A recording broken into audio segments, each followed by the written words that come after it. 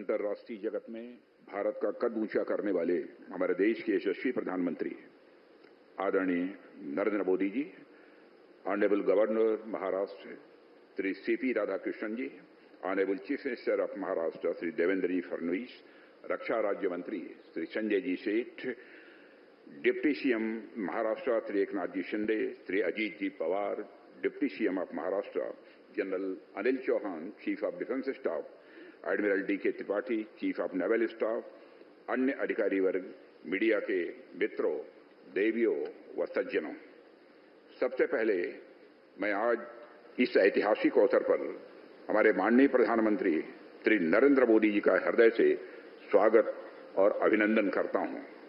मैं आपका आभार व्यक्त करता हूं प्रधानमंत्री जी कि आप अपनी व्यस्त दिनचर्या से बहुमूल्य समय निकालकर आज यहां हम सबके बीच उपस्थित हुए हैं। माननीय प्रधानमंत्री जी, भारत की सुरक्षा व्यवस्था सुदृढ़ करना और रक्षा क्षेत्र में आत्मनिर्भरता लाना हमेशा आपकी प्रायोरिटी रही है। आपने लगातार इस संबंध में अपना गाइडेंस हम सबको दिया है। हमारे डिफेंस सेक्टर का लगातार बढ़ता सामर्थ्य इस बात का जीवंत उदाहरण है।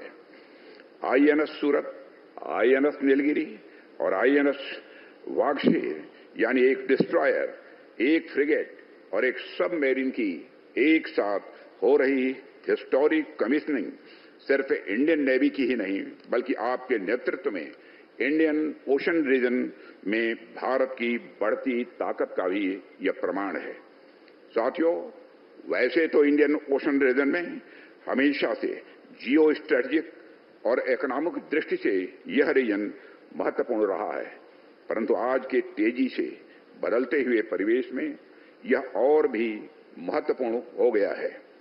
आज हम यह कह सकते हैं कि जो महत्व पूर्व में अटलांटिक ओशन का हुआ करता था, वो महत्व आज शिफ्ट होकर इंडियन ओशन की ओर आ गया है।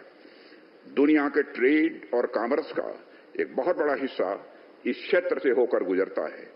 इसके अलावा आज जियो स्ट्रेटेजिक कारणों से यह क्षेत्र इंटरनेशनल पावर राइवलरी का भी एक हिस्सा स्वाभाविक रूप से बनता जा रहा है।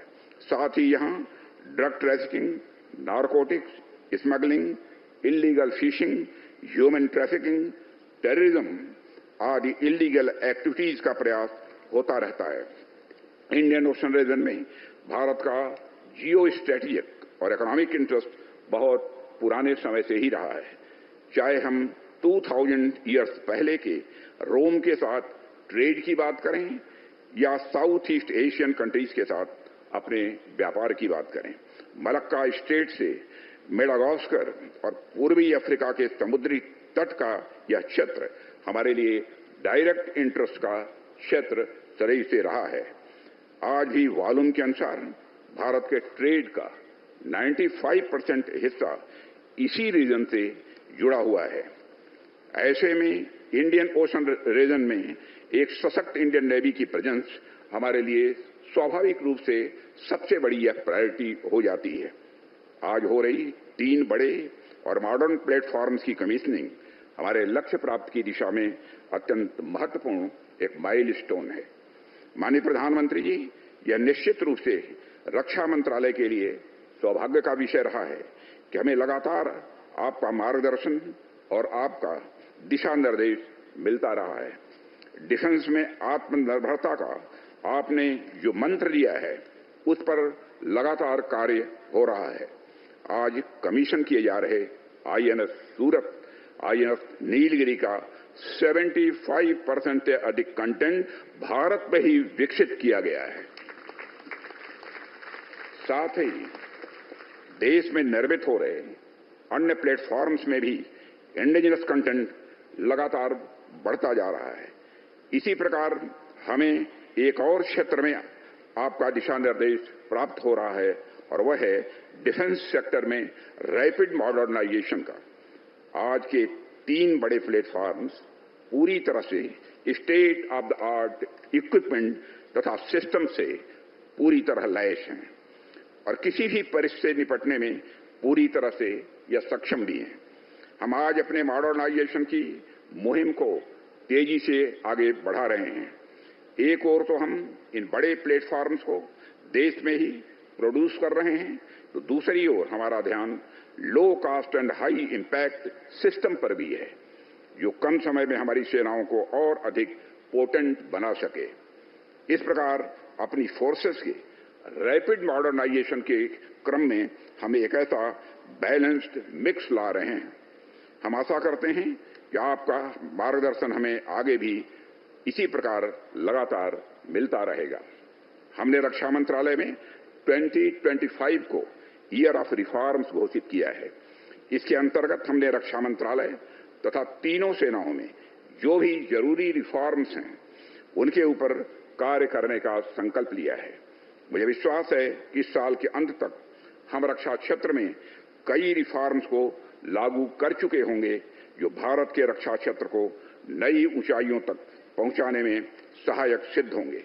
मैं इस अवसर पर मझगांव डॉक लिमिटेड के हमारे सभी इंजीनियर्स, मशीनिस्ट, कॉन्ट्रैक्टर्स, वर्कर्स एवं इन प्रोजेक्ट से जुड़े सभी लोगों का विशेष आभार व्यक्त करता हूं।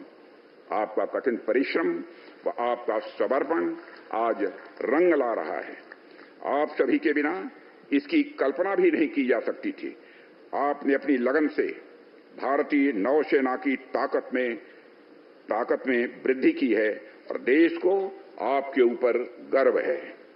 एक बार फिर से माननीय प्रधानमंत्री जी का हृदय से धन्यवाद व्यक्त करता हूं कि आप हमारे बीच आए और हम सबको आपका सानिध्य प्रदान हुआ। अंत में शं नो वरुण यानी वरुण देव की कृपा सदैव हम पर बनी रहे, इसी कामना के साथ मैं अपना निवेदन समाप्त करता हूं। आप सभी को बहुत बहुत धन्यवाद। जय Hind.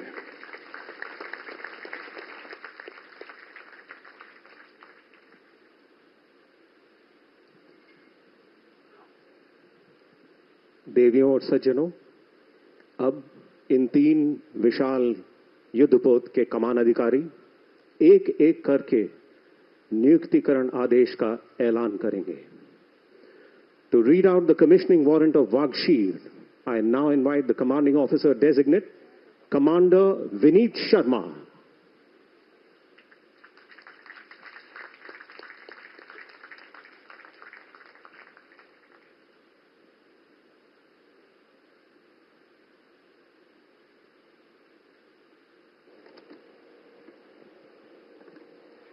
Commissioning order by the Chief of the Naval Staff. Whereas the Government of India has decided that Indian naval ship Wagshir be commissioned, you are hereby directed to proceed to commission the said ship on the 15th day of January 2025. Indian naval ship Wagshir will be administered by the Flag Officer Commanding-in-Chief, Western Naval Command, given under my hand this, the 15th day of January 2025. Signed, Dinesh K. Tripathi, Admiral, Chief of the Naval Staff.